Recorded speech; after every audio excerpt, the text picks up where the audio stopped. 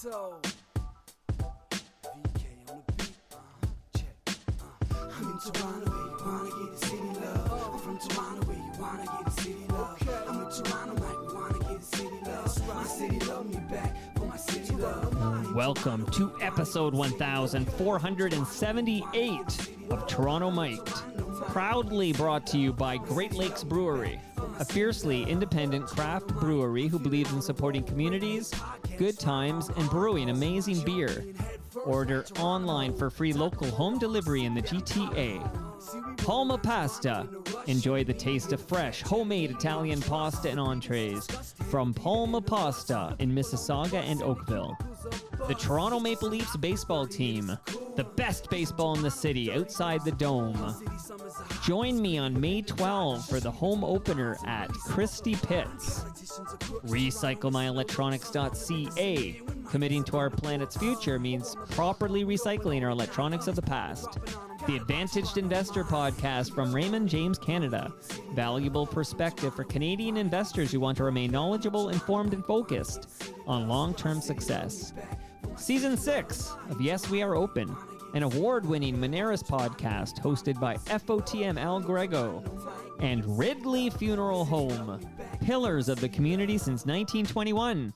Today, making his Toronto Mic debut is indie music legend Kyp Harness. Welcome, Kyp. Thank you, Mike. Really glad to be here. Thanks for having me. Do you want to just crack open our Great Lakes off the top here? You have a Canuck Pale Ale there. So, okay. but when you do it, man, can you do it in front of the mic? I want to hear that crack there. Oh, there, you know what? I'm spent. I can't draw do it anything out, more man. today. Love it. Okay, well let me crack I'm cracking open a burst here. So cheers to you, Kyp. Oh, cheers to you, Mike. Is Kyp like a short form? Like, is it Kipperston or something like that? I just made that up, but is Kyp's the full deal? What's going on there? Yeah, Kypton is my name. Kypton, okay. Kypton. All right, well, welcome to Toronto Mic'd. I thought, do you mind, like, we're going to drink a little bit of Great Lakes and just listen to a song. Can we listen to this together and then we'll talk about it on the other side? Okay, let's just soak this in, man. I'm going to have a good afternoon chat with you. I'm looking forward to this, but let's soak this in.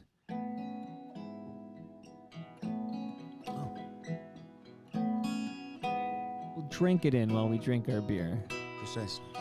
When I was just a running boy, I heard the hymns of heaven's joy in a country church in a little town, but I never knew what they meant till now.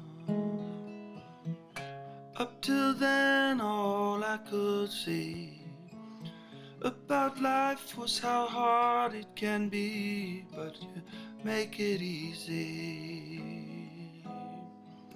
Life is joy, your love tells me you make it easy. And every day your love shows me how easy it can be. That, of course, is FOTM Ron Sexsmith. I'm going to read a quote from Ron, and then I'm going to ask you about that song and about Ron, unsung hero like yourself. Let's read the quote from Ron. He writes, Kyp Harness is my favorite songwriter. It's his lyrics that set him apart. They are every bit as powerful as the best Dylan, Cohen, and Lennon combined. Sounds like a monster of some kind. Well, that's freakishly talented when you're Dylan, Cohen, and Lennon combined. But that's what Ron Sexsmith thinks about you. Yeah, I'm all Johnny Cash on my off time too. Wow. But that's I gotta really add nice. that to the list. Yeah, you better add that in as well. And Doug Henning, but that's really nice that he said that and he covered. I mean, this song must be from his YouTube channel. He did, yeah. He was doing hotel cover songs or something. Oh yeah. So what song That's song is he one covering here? for him to do.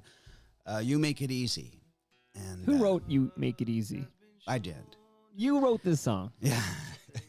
I'm on inside the actor's studio. Where were you this morning? Who is the person? Who is the most important person in your life? 1979. No, I prefer Brian Linehan. Oh, Linehan. Yeah, he was really great. Yeah. Because the guys from The Watchmen gave me this picture of Brian Linehan right here. Oh, is that it? Eh? Because Wow. I try to emulate him. I'm trying to be the Brian Linehan of podcasters in this city. So Yeah. Well, he's got some cool interviews with people if you look him up on YouTube. but none with Kyp Harness. Well, I don't know if he's still alive. I think Is he's long gone. Sadly, Okay, long yeah. gone. Yeah. Brian left us far too soon. But you're here. When you hear a Ron Sexsmith, like there's many singer-songwriters who say Ron Sexsmith is their favorite songwriter, and this is Ron Sexsmith saying you're his favorite songwriter. Well, that's wonderful. I don't know. I guess he might still feel that way. That now I'm not. Some time He ago, was the quote tweeting at me was- this week. Oh, I see. Okay. So yeah, no, that is great. In fact, Ron and I were great friends, going around and the open stages and showing up to each other's shows that nobody else was showing up to in those days. Well, and I'm hoping you'll talk about those days. I want to go back to those days. Another guy who made his Toronto Mic debut just last year was Bob Wiseman. Oh yeah. Well, Bob was the first musician I ever met in Toronto, and the first time I went to that Fat Albert's open stage. And he was just this enthusiastic fire plug, just showering enthusiasm everywhere and encouragement everywhere. And for me, that was just fantastic. And for a lot of people, it was. I mean, he produced a couple of albums that I was trying to tell him to get out in some form. You just put them on the internet now. Sam Larkin and Bob Snider, both those albums that he produced are classics and masterpieces. So, yeah. And where did you come from? Like you're telling me when you arrived. Hell. But from where? Sarnia. What part of hell? Because I've been there. I know. Sarnia. I've been to hell. Yeah, Sarnia. Shout out to Lake Huron. Yeah, it's Lake Huron there, and I grew up there. First in the country, a little bit outside of Sarnia. Then we, moved near to the city, and it's a great place in some ways because it's got that wonderful like shoreline coming down and the river and You all got that. the best sunsets in the province. So they say, yeah. Well, I mean, I camp at the Pinery every summer. Oh, yeah. And, the sunsets are unbelievable. Yeah. Well, it also has it's like the longest sandy beach in North America. Yeah. I think I heard that somewhere. Is that? I don't know. That's true. I don't know if it's true or not. But I'm going to start using that line because Use it every time. It's a Well- beautiful sandy beach, that's for sure. And then, unfortunately, it's got that. And Sarnia's got in the south part of the city, the Chemical Valley area, right? And then below that, to the south, down the river, it's got a native reserve there, and they're very badly, particularly all the people in Sarnia have been badly impacted by the Chemical Valley, all the petrochemical industry. And I wrote a song about it, Chemical Valley, and I mean it's cheek and jaw with the First Nations reserve there, and they've got two females born for every one male. It's just a lot of health effects, and so there's that combination. I even heard like a spike in MS. Is it MS? There's a whack of ailments that seem to affect that part of the province more than any other part. Yeah, I mean, I'm not trying to down talk because to me there's this combination of this wonderful beauty in the other parts of the area, and then this other part, and then I think looking back, that's where a lot of my songs came from. This combination of kind of beauty and corruption. So here, I want to go back to Sarnia. I want to find out, when you realized you wanted to make music, and then we're going to kind of walk through your career. And I got a whole bunch of your new songs. Now, I will tell you, Jason Schneider said, Kyp's bringing a guitar. Unless it's the world's tiniest guitar, I don't see it. Well, Daddy is, gone on the subway, and it's not, and my recordings sound better anyway, especially at this time of the day. I don't really warm up till... What time do you warm up? Well, it varies according to the day. Okay. Well, so how is the beer? That's the kind of pair. Yeah, it's great. As far as I know anything about beer, it's great. If it's cold and it's got alcohol in there, I'm sending you home. I will let you know now. You're going to be on the subway going home with some fresh craft beer from Great Lakes, so you're bringing some beer home with you. Oh, okay, great. Well, Daddy's gone for the next couple of days, I guess. Shout out to Great Lakes Beer. Shout out to Great Lakes because they're hosting us on June 27 from 6 to 9 p.m. for Toronto TMLX15, the 15th Toronto Mike listener experience. So Kyp, if you're around here in South Etobicoke, Great Lakes Brewery, come on down, man. The first beer is on the house, and nice. Palma Pasta is going to feed us. Oh, yeah. Delicious Italian food, and I got a lasagna in my freezer for you. You could take that home too. Oh, cool. Did you know you were getting the swag? And still no guitar. Well, maybe I did know because I have listened to your podcast in the past. So like I've actually been gearing up for it. Any particular, like I'm wondering, did you hear Bob Wiseman, for example, like any particular episode that you listened to? I've heard, parts of all of them, I think, All 1,000, what number are you? Not all 1,478. Not everything. But have you listened to every one of my songs? There's a question. Touche. Okay. Yeah. So, I wanted to talk a little more about Ron Sexsmith because I don't feel the guy gets enough love. I don't think you get enough love. That's why you're here right now. Okay. I don't get enough love. So cry if it's a safe space. Cry if you want. I'm still stuck on this whole. You're better than Bob Dylan. Well, come on. Leonard Cohen. Yeah, it's his quote. Well, he was trying to give me a boost there. I don't. That's sometimes you can overboost. A little I think bit preposterous. He aimed too high. Like once you say somebody is better than Dylan, Cohen, and Lennon combined. People tune you out, right? They're like, maybe. You know what I mean? It's like, oh yeah, my buddy here, he's a really good basketball player. He's better than Jordan, LeBron James, and Magic Johnson combined. And then you're like, okay, dude, you've lost your integrity. But Ron Sexsmith said these words. Yeah. He also tweeted something the other day I want to ask you about. Mm-hmm. He says, I wish I could sing at the Lightfoot tribute show. I'd love to be there, but I ain't being invited, though I saw him play each year since 1986. Never saw one of those folks there. It's widely known that Gord was my hero, but I guess they just don't care. It feels kind of heartless and unfair. So Ron tweeted this because there's a Gordon Lightfoot tribute show at Massey Hall, and Ron Sexsmith was not invited. Mm-hmm. What's your thoughts on that? Well, I don't know. It does seem a bit of an exclusion, but... certainly, I don't know what you do in a situation like that, really. What's the protocol? And I ain't even in business at that level, you know what I'm saying? Of playing at Massey Hall. I don't really even know. And I think, his manager should be doing his work for him, I think, to get him in there. If possible, and if not... They should rectify this before it's too late. I'm not sure what day this Gordon Lightfoot tribute show is at Massey Hall, but it does seem like Ron Sexsmith should be a part of this. Oh, sure. Yeah.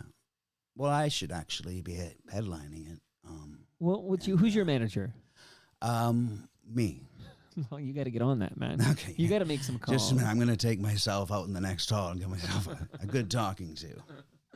Hawksley Workman. Ever heard of this cat, Hawksley Workman? Yeah. He's a good FOTM too. So he wrote in and said, Don't say that. Okay, yeah. Do you know what FOTM stands for? Yeah, friend of the Mike. Toronto Mike. Okay, it's a good thing. I want you to know it's a good thing, man. Okay. You're an FOTM too, so be careful what you say about FOTMs. But Hawksley wrote in, I had a crazy night with Kyp Harness. What's your name? Kyp Harness. Yeah. The first year I lived in Toronto. What a hilarious and lovely guy. Wow. Yeah, I don't remember it at all. That means it was a good night. No, I'm just joking.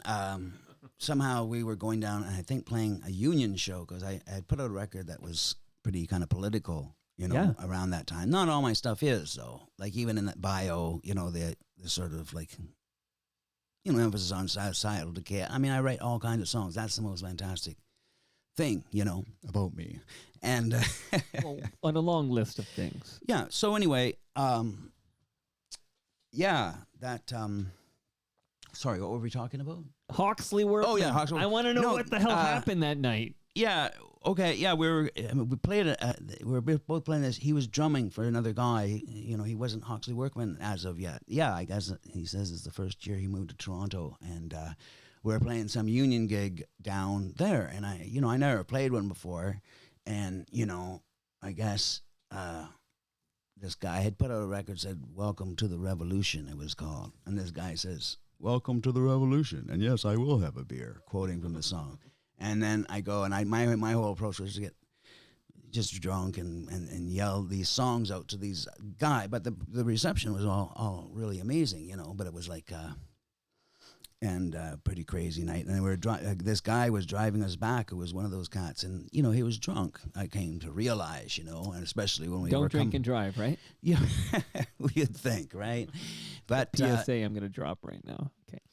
Yeah, so anyway, we're coming up Yonge Street, and we're almost at Dundas, and there's that little street before Dundas off of Yonge, and a taxi cab comes blazing through there, and I thought, oh, we're going to get into a car accident, the slow motion thing that always happens, right? Like everything's just gliding, and this is what's going to happen, and nothing can stop it, and it turned the car around, our car around in the middle of Yonge Street.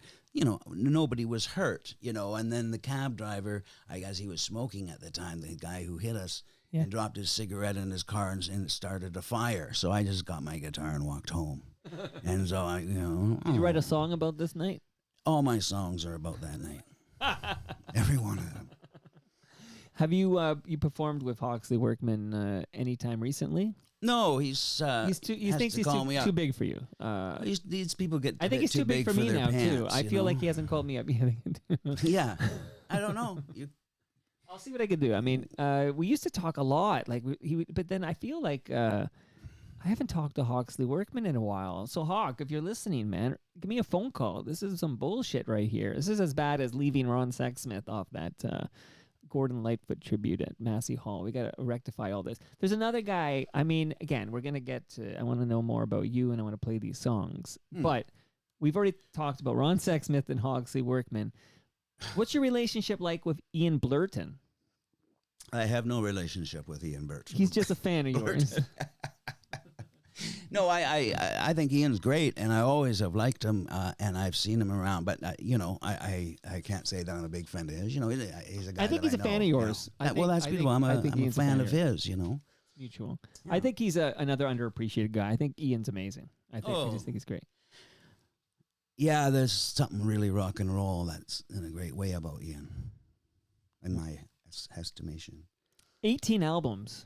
Yeah. So where does it begin? Like, take me back. We've already kind of teased it by talking about you moved to Toronto at some point, but where in your life do you realize you want to be Bob Dylan? I think that's an Accounting Crows song. But by the way, your accent, this Okie accent I'm hearing, that's a Sarnia thing. Accent. What's going on here? I don't know. I don't think where does I'm that putting anything on. I could be, you know, in one of my... Dylan put it on. He's from Minnesota, for goodness sakes. I could be. I don't think I have an Okie accent, Mike. You know, I'm not putting on a... I hear some cats, they sound like they're hillbillies, but like, you know... I don't know. I think I'm. But have you ever heard yourself? The way I talk. I think I was actually congratulating myself that I was trying to talk normal.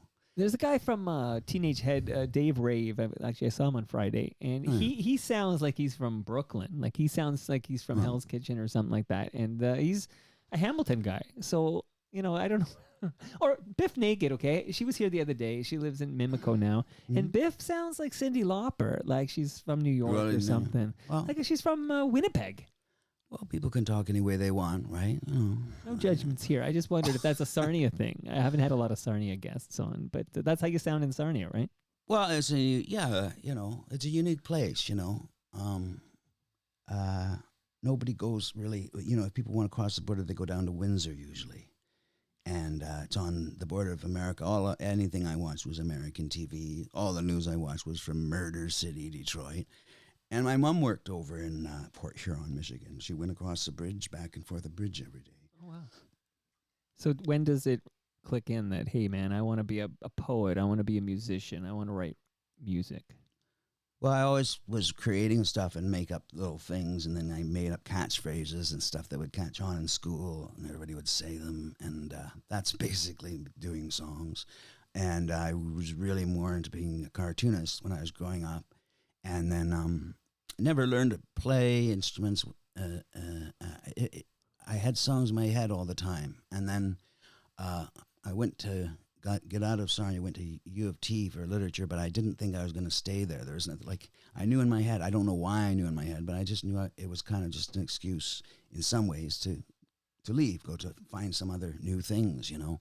And then I wanted to be a writer very, very much. I loved James Joyce. That was the big inspiration at that time. And then, like, couldn't ignore the songs. They kept coming, so I took it on upon us to learn to play guitar. And I used to have a rented room near U of T, and I used to go to the campus late at night, nobody was around, and play really loud. And I went to Fat Albert's and met those cats that you were talking about. Like Ron and Bob, and Bob Snider. Bob Snider, yeah, fantastic. Yeah, amazing guy.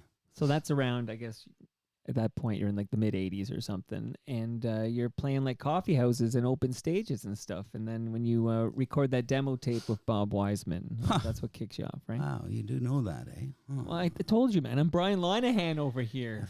Respect the name. Okay. I think I was the first guy that he ever recorded, really, Bob. And I had got a little grant from SOCAN to do a demo, you know? And it was just before that time when everybody, you know, putting out something independently was actually seemed viable. And I think, oddly enough, that began with the Bare Naked Ladies having such a great success. That's when Sam Record Man put in things in their stores for indie stuff, you know? 100%. The two albums I always think of are that yellow tape you're referring to from Bare Naked Ladies and Shakespeare My Butt. Oh, right, that one. Yeah, those guys, yeah. Yeah. And, yeah, so your album coincides right with that, like 1991. It's right there. I guess so, yeah. But so tell me, so walk me through before we get to the new album and everything. Just let's talk about, you know, how like highlights and stuff. I know Don Kerr produced your follow up. All right. Oh yeah, that God's Whistle, and he just did a fantastic job on that. Like he was just new to, I think, to producing and having a recording studio, and he just, you know, did such a great job. Indulged himself and like a kid playing in a toy store. So that's always and I got some really good songs on that one too. So that's always kind of a special one to me. How important to you was commercial success? Like, was it all about the artistry? No, I want commercial success. I've always wanted commercial success and stuff. Because you want people to hear the songs, basically, right? And making a couple Bakuskis wouldn't be too bad either, right? But I mean, you doing it because you want to sell these stories. I mean, that's mostly a lot of what my songs are, just storytelling and, you know, a point of view of the world. And you do it because you want people to hear it, you know. And so if a commercial success, yeah, of course you want that. So it's not even all, I mean, make it, like you said, a few Bakuskis, it just makes life easier, I suppose, to make some moolah. But really, it's about maximizing the number of ears that'll take in your art. Yeah, so, you know, I'm just going along this road that I've been traveling for this long now. And, you know, not everything I do is great, but I mean, I think, you know, I always try to break some new ground and get closer to that kind of understanding of things, you know.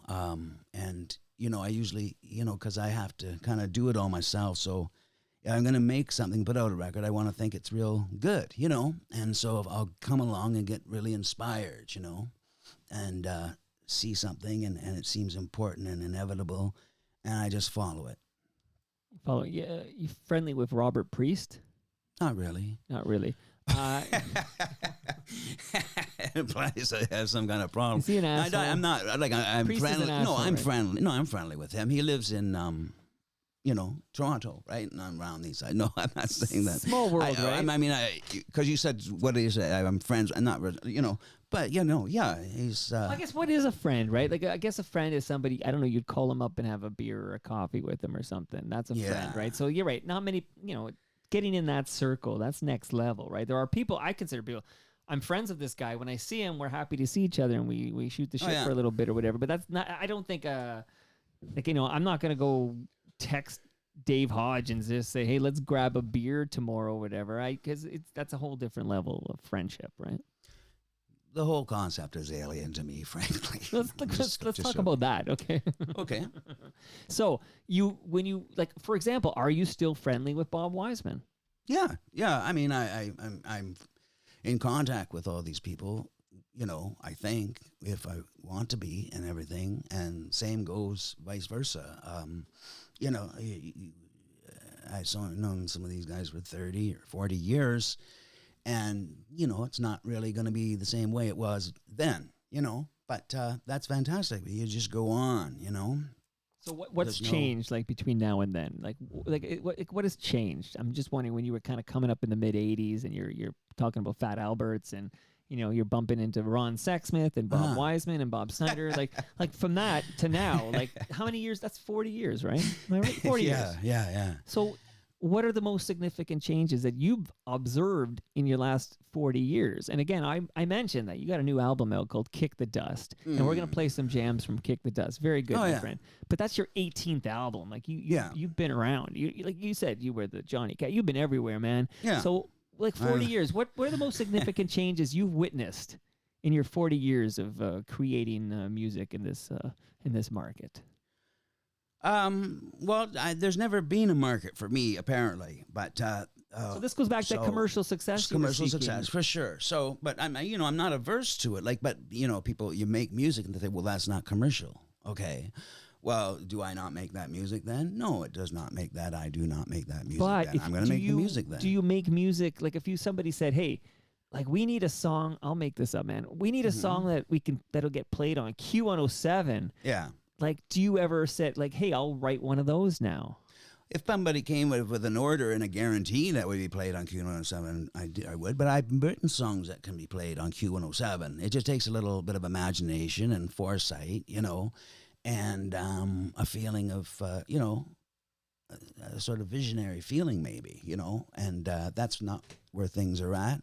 But it's not saying that it will be like that forever or even that it's really like that now. Maybe I just don't know what I'm talking about. I'm talking out of my ass because, these are questions of commerce you're asking me, and that ain't what I do.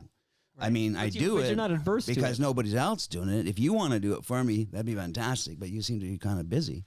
But I mean, Well, it's just I find it interesting that I kind of like a peer musician. Like I like somebody who creates the art. And you're obviously critically acclaimed, right? Like I was reading, like you're critically acclaimed beyond Ron Sexsmith. It's not just Ron. There's a lot of people saying Kyp Harness, like this guy makes music on his own terms. And this, like, you know what I mean? This is the term I'm hearing, right? Sure do. And then I wonder, like, where's that delta between this guy creating this fantastic art for 40 years? You've got 18 albums on your belt, but meanwhile, Bob Wiseman was in Blue Rodeo, right? Like, so it's like the commercial success eluding you. And I just wonder, like, is there any bitterness about it, or no? You're proud of what you created, You're proud of your art. That when you say to me the most astounding things over the last 40 years or whatever like that, and a little bit of bitterness is always good for a person, right? Yeah.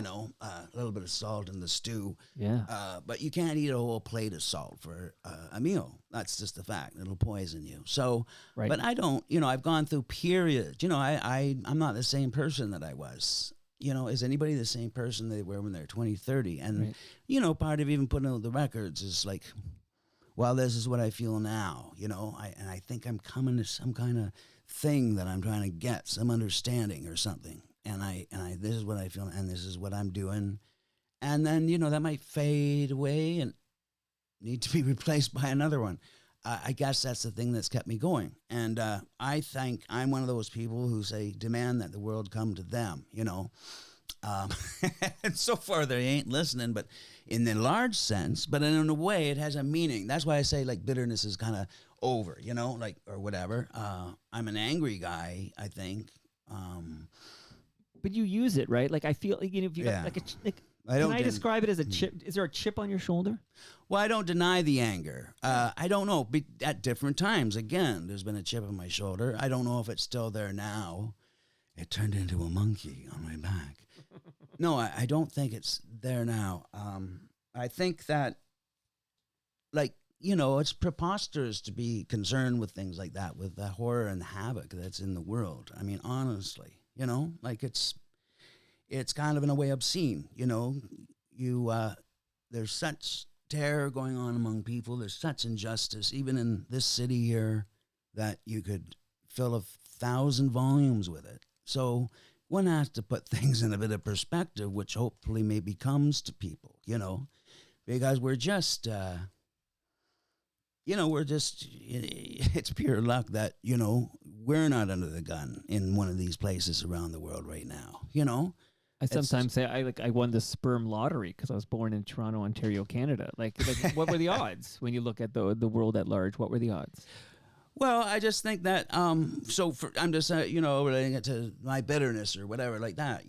That's when you kind of get the groove of things. I think that when you get the groove of things is that you know, we're all on the same level. Like society always wants you to think in hierarchies, right? Somebody's at the top, somebody's at the bottom, and life is climbing up the ladder, right?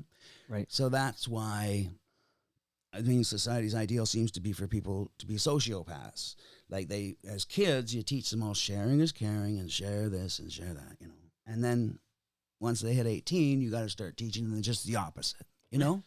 And that's the way people see. There's the rich white man at the top, and there's women and the black men and the black women, you know, blah, blah, blah, blah, all the way down to, you know, the animals and the environment, which, you know, as you go further down, you become more dehumanized. And people can't do that, you know, because when you dehumanize somebody, you've dehumanized yourself. It's exactly to the same degree you've dehumanized them. So then, you know, it goes all the way down to the animals and the environment, which they kill and exploit, you know. And so my view of things is that what I think is also, you know, a religious or spiritual type of view is that we're horizontal. Life is horizontal. It's like the only real things are between you and me, you know, right, sitting here. Do you think we're treating this planet like shit?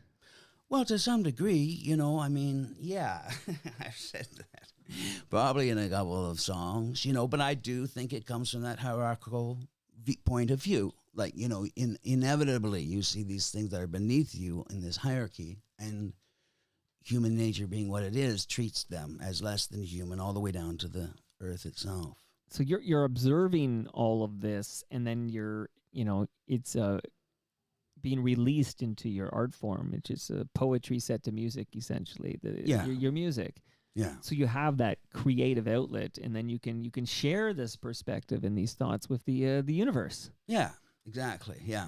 And maybe, you know, maybe you don't have a U.S. Billboard #1 song like the Bare Naked Ladies, but you have significant critical acclaim, and I think personally, if I had to choose between the commercial success and the critical success, I'd like to think I would choose the critical success, so long as I could like go to bed without feeling hungry, and I have a nice bicycle, man. I just want a nice bicycle, you know? A bicycle. Yeah, I don't want a bicycle at all.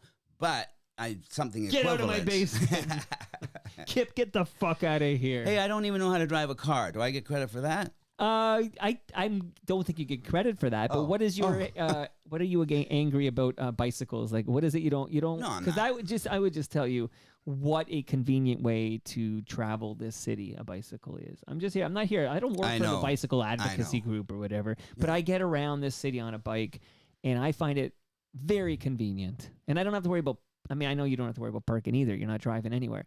But I don't have to worry about it. Like, why are you being so proselytizing about it? Like, I know. I'm here to tell you what a beautiful, civilized way to travel this city. And then you don't have to be... Oh, so you're more civilized than I am. I never said that. No, man. I'm a TTC guy, too. But I'm here to tell you, give biking a try, and you might never be on the subway again. Yeah. I'm pro-subway. I'm glad you're not out there, clogging up the QEW. That's what matters. Here's an FOTM, Michael Barclay. Right. He said that you should be hailed as a national treasure. So this appearance here, we're going to play music in a minute. Everybody's like, where the hell is the music?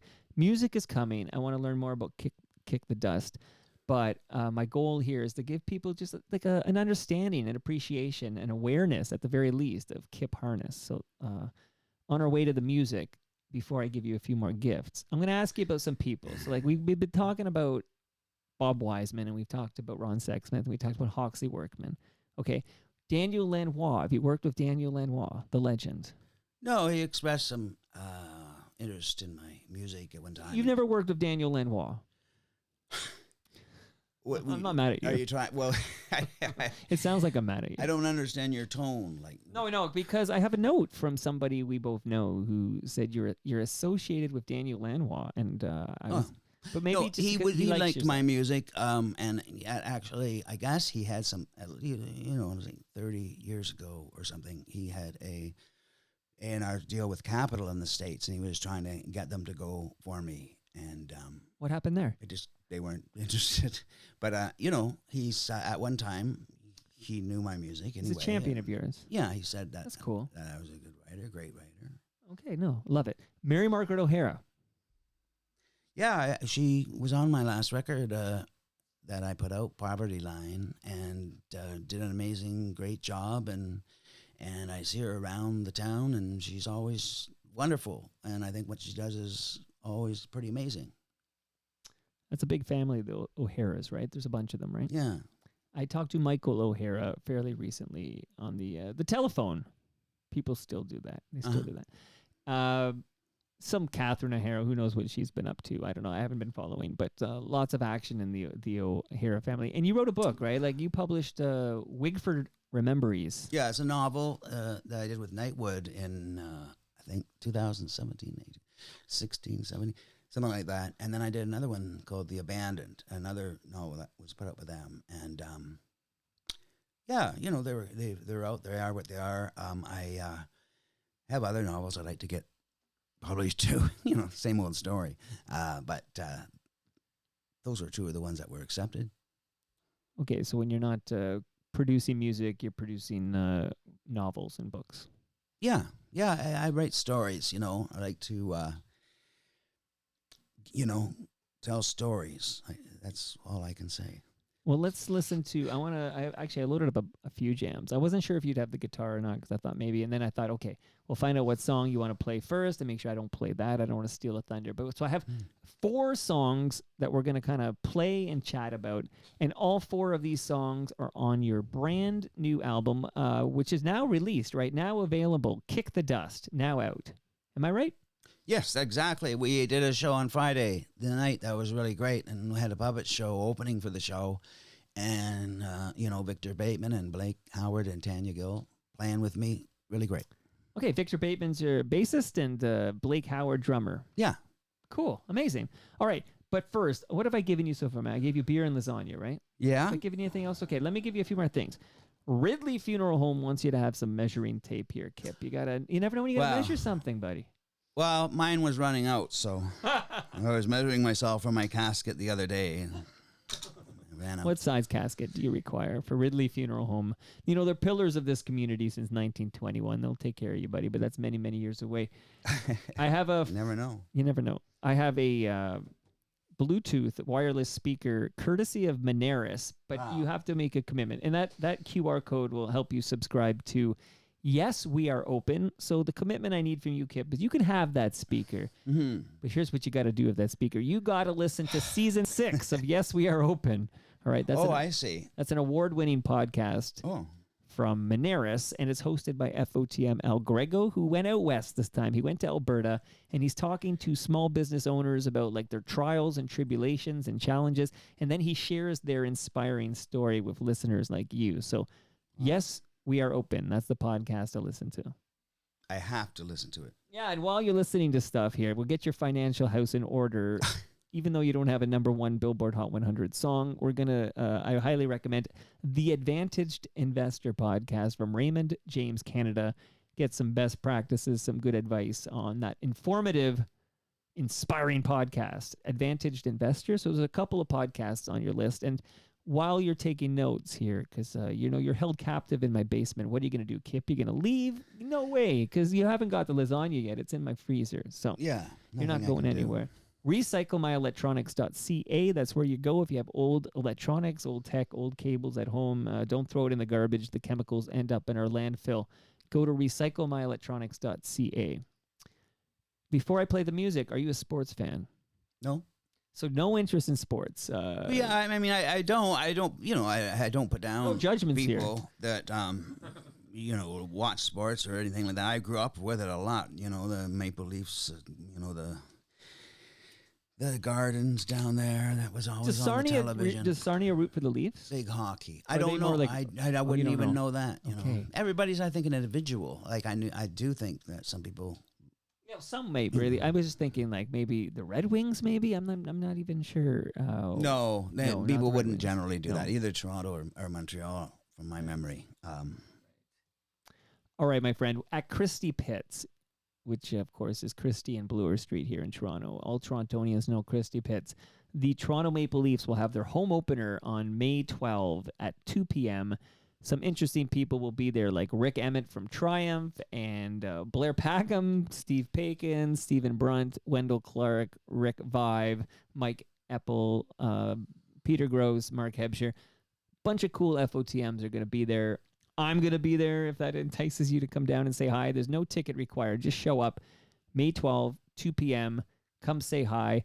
That book is The History of Toronto Maple Leafs Baseball, and that's a gift for you from the baseball team. Oh, thank you very much. Appreciate it. Want to kick out some jams from Kick the Dust? Yeah, you better. You better. Here we go. Let's hear.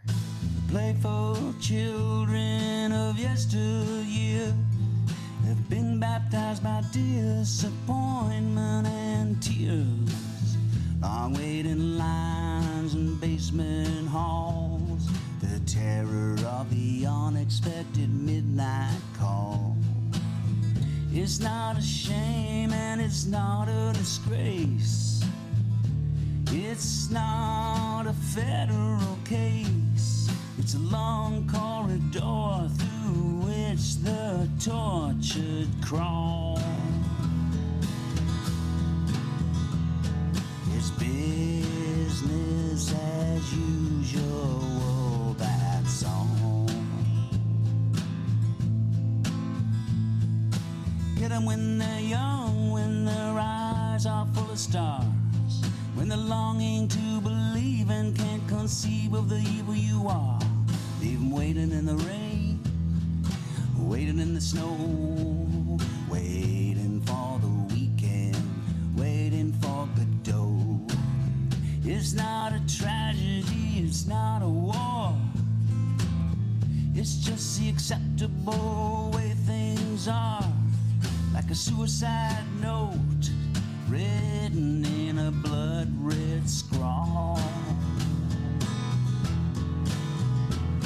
It's business as usual, that song. Please tell us, what's business as usual about? I'd reach out my hand for you. Well, I guess, you know, it's poetry, you know, so, I mean, there's no thing that it's really about, but I think I hope anybody that's human can maybe get, like, what it's about, and it's, you know, it's just the fact of what I was just talking about, I guess, of all that stuff going on in the world, and business as usual. Like, you hear that phrase all the time, and Yeah. it's a cop out, you know, for so many things that go on, to be honest. And you know, like, you think humanity is getting a clue, but then it's like a couple more steps backwards, right? And in so many ways, maybe that's one aspect of it anyway. Yeah.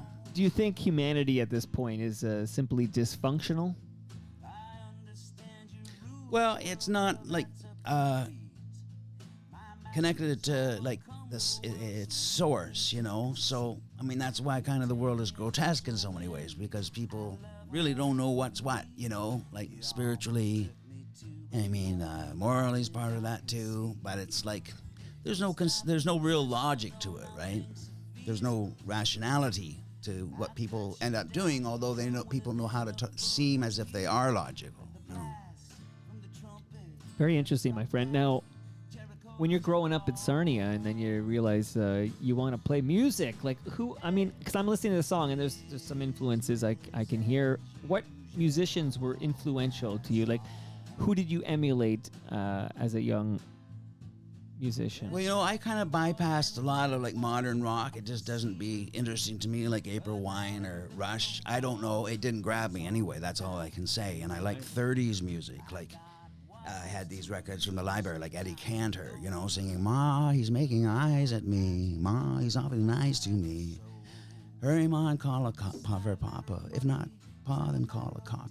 You know, and Walter Houston singing the September song. And I liked old music. And then I had a gateway into the Beatles, sort of, because they did a couple of, like, honky-tonk songs like that, you know.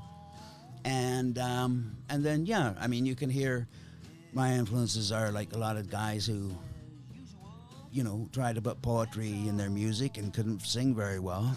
Like, you know, Whitty Cohen and Dylan and all those guys. I mean, in that respect. But I also like those Cole Porter guys and the George Gershwin guy, you know, those songs. And, you know, George's brother, Ira, was as much a genius in lyrics as, or maybe not quite as much, but really great in terms of lyrics, you know. And George Gershwin, of course, was a master of melody, great, you know.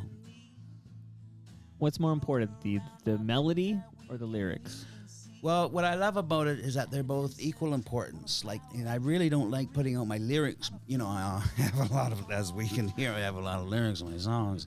I don't like putting them out really separately before people hear the song, you know. And I don't like reading people's lyrics before I hear their song, you know. You want them to come. That's the magic of it, is they unite, you know, you form this mood. And then there's these words that also, you know, add to that, you know. And, you know, it's like a magic that you pursue, you know. You mentioned you're a Beatles fan, so, like, is favorite Beatles song?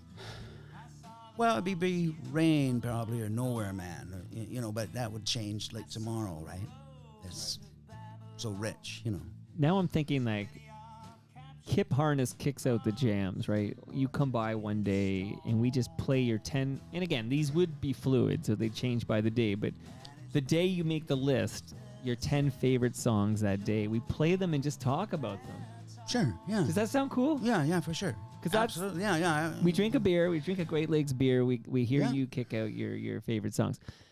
I mentioned I loaded up a bunch of jams here, and this one I'm told, and I am curious, like in the current indie music universe we live in, when you have a single, like what does that mean exactly today for you to say, for somebody to tell me, oh, this is Kyp's newest single? It means absolutely nothing. Right. I mean, you just make up stuff. I don't know. Like, that's just marketing. I just want to put whatever marketing is even for a cat. Maybe like, it means like, oh, we put out a new YouTube video or something. Yeah, you say it is whatever you say it is. You create something and you put it out there and they say, this is what it is. New single. So I'm playing the new single, and in 2024, I think that means we have a new YouTube video that you can listen to. But let's listen to this one. Oh yeah. You knew me when the wind could blow right through me, and I couldn't find a nickel or a friend. One look in your eyes, and I knew that you knew me. You put me back together again, back when I knew you when. I know you now, and I couldn't be more grateful, 'cause you never been so beautiful or strong. I don't know how this love grows deeper with each passing day, but I'll take it anyhow, because I know you now. And if tomorrow's given to us by the one who gives us love to share, no matter where we go or what life does to us, I know we'll both be there if tomorrow's ours to share.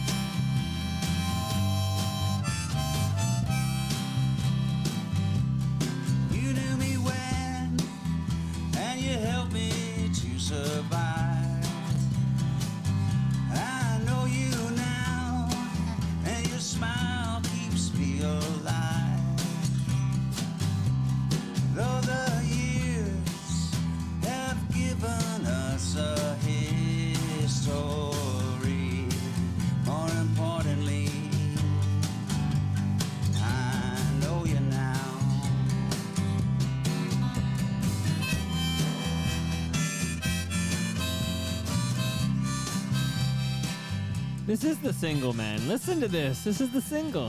It sounds really good. I gotta say, yeah. I mean, I haven't listened to it in headphones for a long time, anyway. And Dale Morningstar does just a really great job, you know, recording, and then he mastered it, kind of, you know, and stuff. And I haven't, you know, it sounds great. Fuck, wow.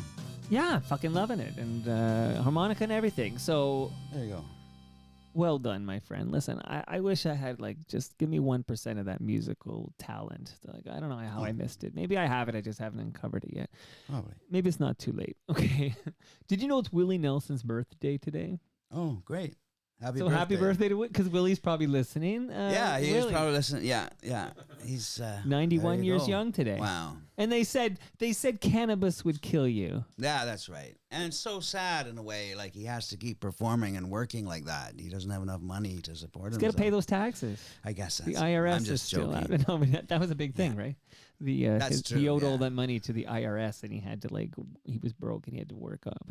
I think Leonard Cohen he was fleeced by a bad business manager. That's or right. something. Yeah.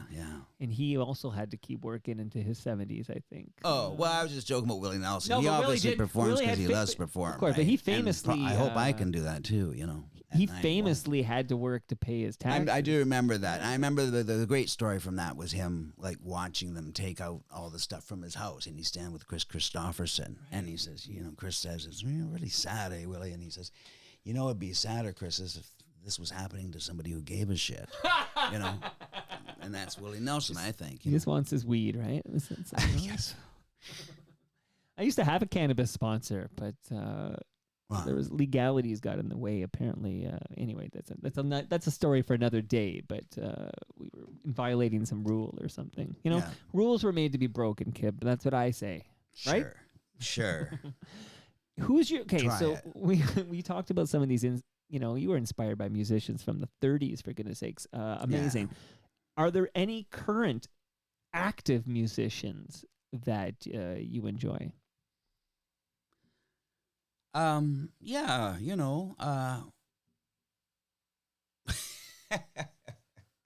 Stevie Wonder. I mean, and he's active. yeah, and I just like people kind of on the current scene sort of thing. There's a guy, Brody West, plays saxophone and does his thing. He's got several bands going at the same time. Tanya Gill, who plays with us. There's a guy like Jerry Leger and David Picco. Jerry Leger's been here. Yeah. Well, and I like, I like to listen to Ron stuff when he has a new song. People that are around today that, But Jerry's there's a guy I like the sound of his stuff. He seems like he's cut from the same cloth as you, Jerry Leger. And young guy. Well, younger than me. I think anyone younger than me is young. This is that, it changes, right? But I don't know who's young, right? I don't know. Yeah. These are the philosophical questions of our time. Like, what Yeah. is young? What is youth? And does it matter? You realize it. It's not Ask a guarantee Willie of Nelson if it anything. matters. Like, what does it matter? Okay. Yeah. Ask Willie Nelson's wife. Okay. Right, Go ahead, yeah. right. Well, I'm going to patch her in via Zoom in a minute. We're going to find out. But here's another song from your new album, buddy. The towers came down and the mess that they made left a pathway of death through lands a half world away. They unleashed the beast and they brought it to heel and sent him back to his home behind bars of steel. The hangman came and unlocked the cage. Since then, every day we live takes a year off our age, and the hogs feasted forever. They didn't share with no one, no prodigal son, and the hogs feasted forever. They didn't share with no one, no prodigal son. Don't like the road of good intentions, try the bad one sometime. I've a sabotage and double cross, I punch drunk and blind. But I know that God's mercy is mine to know. But I only believe it 'cause you tell me so. The raconteur is stifled, the magician has no tricks. The third little pig didn't build his house of bricks. Every human being lifted to the level of a god. is a miserable, self-dealing, false-healing fraud, and the hogs feasted forever. They didn't share with no one, no prodigal son, and the hogs feasted forever. They didn't share with no one, no prodigal son. Who are you? Who am I don't know. If you find out, tell the person that I was long ago. Don't wanna talk out of turn, don't wanna create confusion. I'm trying to get up to speed with the latest illusion. There is no limit to how high you can go, as long as you're willing to sink down low. The fool is applauded, ignorance gets a hand. Wisdom goes looking through garbage cans, and the hogs feasted forever. They didn't share with no one, no prodigal son, and the hogs feasted forever. They didn't share with no one, no prodigal son.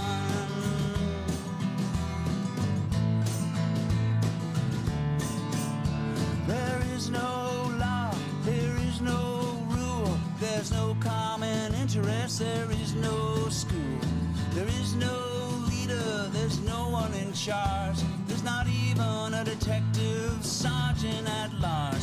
He's a king because he's got no hypocrisy. He'll still kill you dead, but he won't lie through his teeth. A whirlwind of chaos is spinning through the town, but don't worry, it's not gonna knock your house down.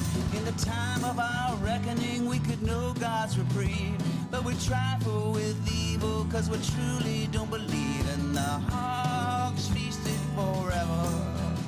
They didn't share with no one, no prodigal son.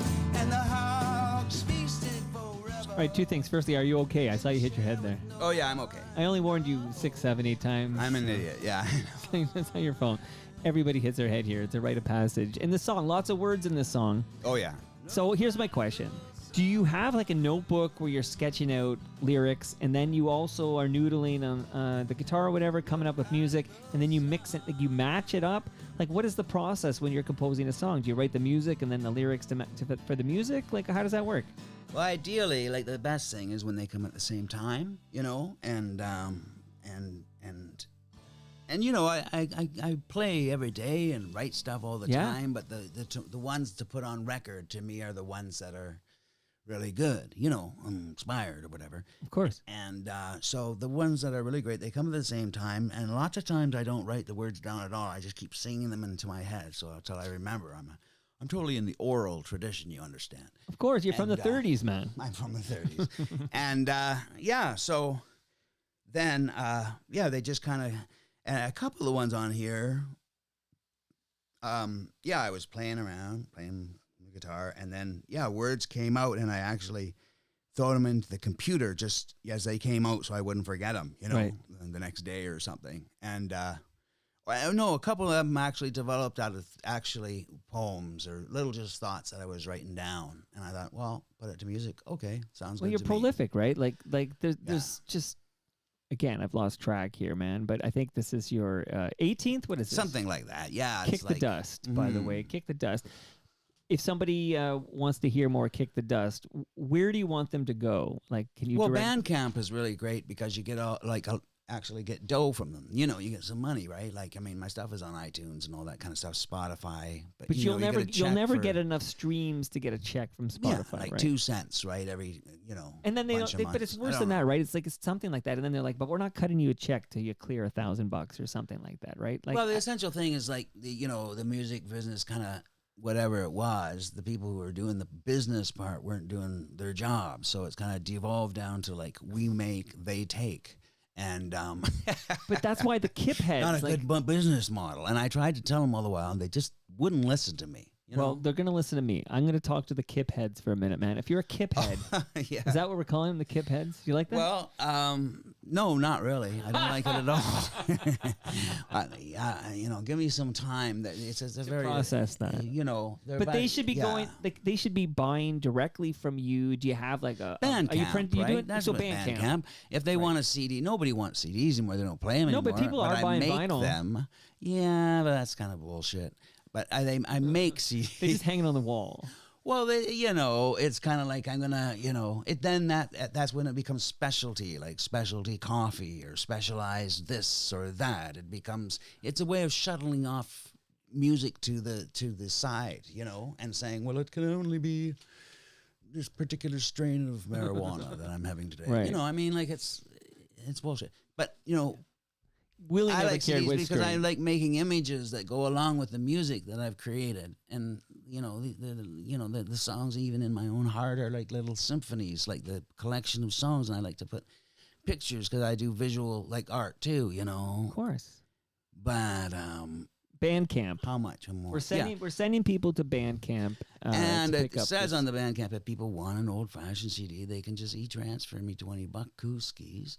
And they got the address there, kypharness@gmail.com. Kyp Harness at gmail.com. Mail to their house, Loving Kyp, KYP, for those who aren't sure.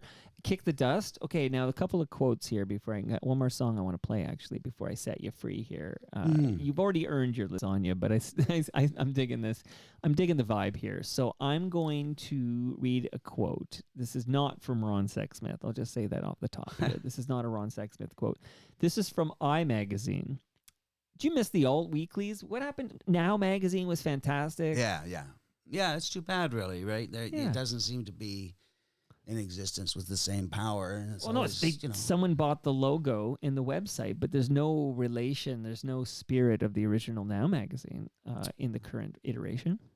No. Such is gone. life, I don't know. I blame the internet. Okay, so this is the quote from iMagazine. Harness is it Harness or Harness? Harness, yeah. Harness, okay. Harness is one of the best songwriters this city, if not this country, has ever seen. Wow. So let that sit with you for a minute. Here's one more I think I'm going to just throw at you, if you don't mind. It's I want to give the right attribution here, but I can't see it very quickly here, and I'm not going to edit this. I refuse to edit. Crash Magazine. I probably would, I yeah. found it. Crash Magazine says. Where do those things even exist anymore? I'm What are still. you I doing love here, Crash man? Magazine, man. And But in yeah, the before you medieval last time. times of 1601, Lord Charles. Hey, whatever it takes. Kyp has his own style. It may not be a style that everyone likes, but there are those of us who think he's kind of genius.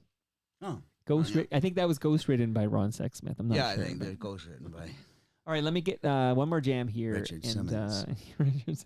he's still with us, okay? Yeah, that's nice. Long may he run. Okay, here is Jesus Wept. Oh.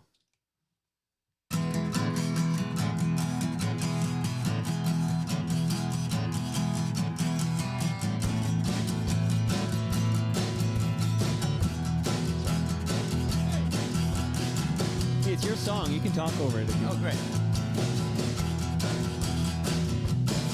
Believe half of what The best you things see in and life all are of what you free. hear. Oh, no. Life's true compatriot disappear in the quicksand of his lies. He's dreaming his last Gatsby had a good reputation, but now it's in the past. The darkness crept, the watchman slept.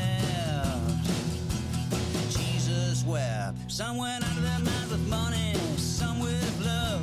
Some had no mind to go out of. Waiting in line, taking up space, completely unaware of all that they deface. The darkness crept, the watchman slept. Jesus wept. His enemies are everywhere, and they never sleep. Sometimes into his bed they creep. God-like-minded individuals gonna start a revolutionary war. A bunch of fucking nuts is what they are. The darkness crept, the watchman slept. Jesus wept. Kyp, you're saying something, man. Oh, yeah. Yeah? Fuck the Nazis.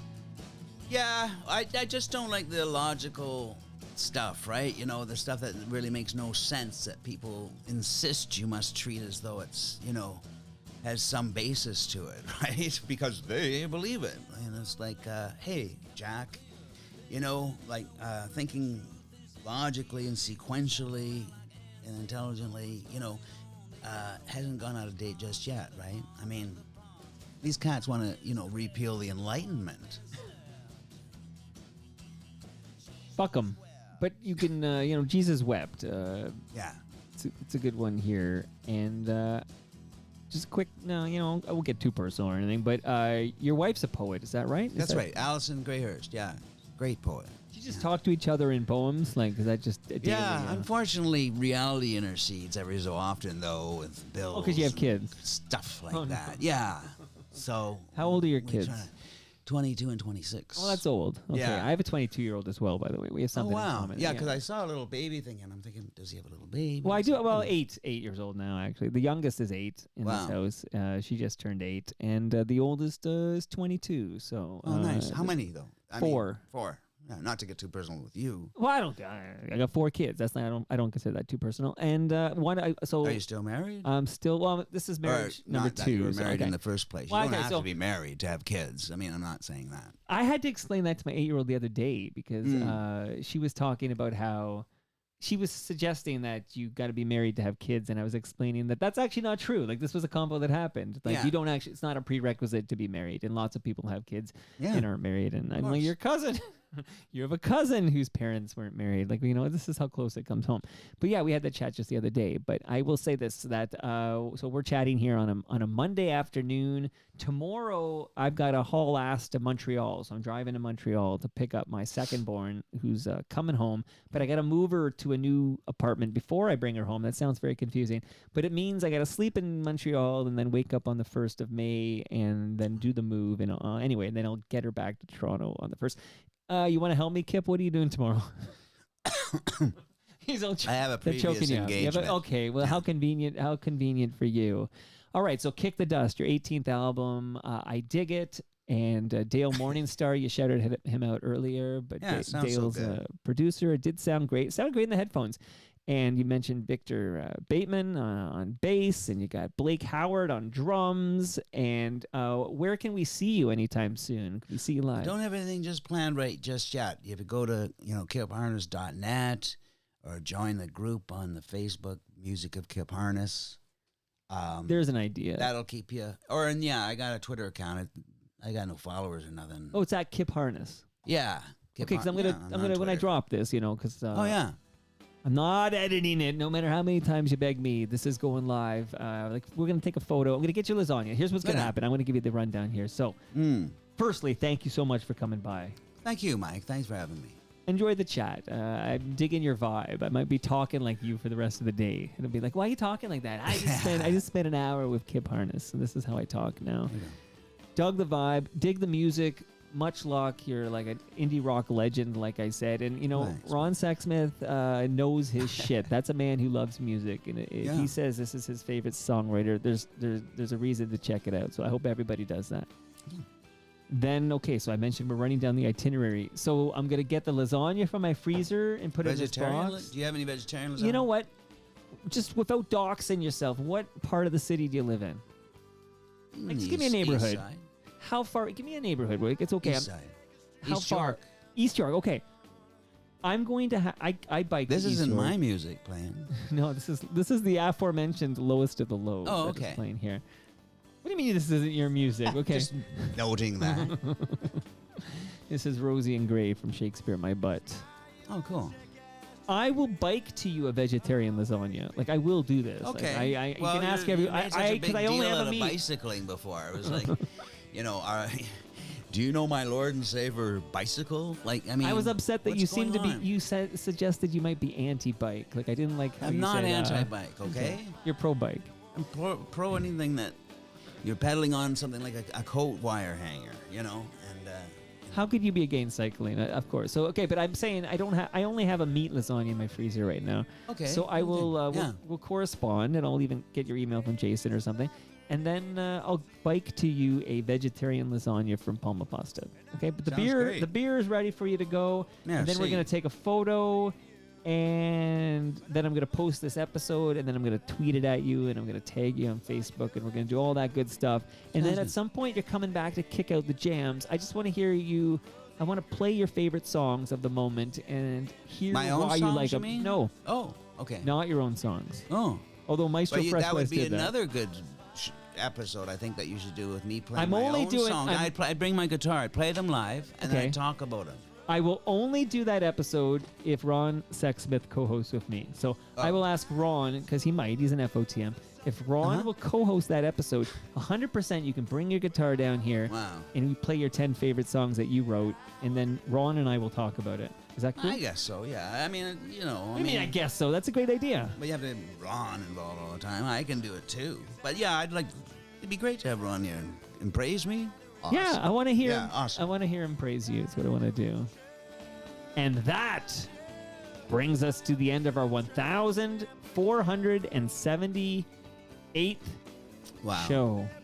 Wow. You can follow me on Twitter and Blue Sky. I'm at Toronto Mike. Much love to all who made this possible. That's Great Lakes Brewery. I thoroughly enjoyed my burst. Palma Pasta. RecycleMyElectronics.ca. Raymond James Canada. The Toronto Maple Leafs baseball team. Monaris. And Ridley Funeral Home.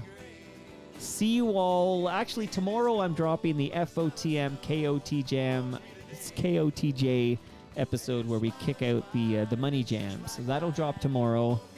See you all then. Everything is right.